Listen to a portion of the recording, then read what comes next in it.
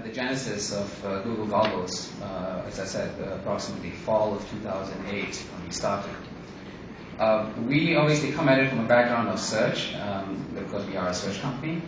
And we also come at it from a background of computer vision, because some of you may know that the core of the Google Goggles team comes from a company that we acquired called Nevin Vision.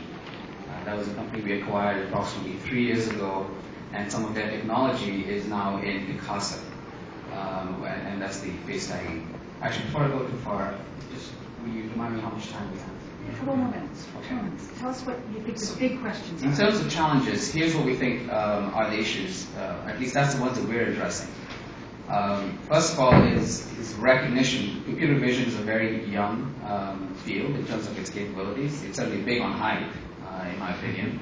I'm not an industry insider, I'm just a product manager. The other issue is recognition at scale. In goggles right now, we have the ability to recognize 50, 100 million objects and give you back results in a second or two. But we don't think that that's enough. It needs to scale to 1 billion and 5 billion, and we need to be able to do that and give results quickly. Another challenge, which I think, again, comes from our perspective, is something we call search quality.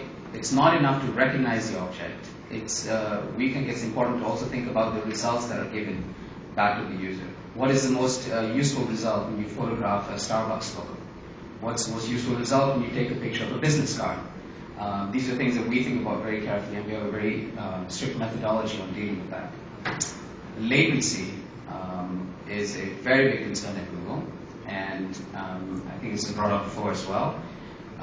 We are justifiably proud, I think, in being able to give results within 5 to 8 seconds, consumer image feed results, but that's not good enough. And it's not just a question of network.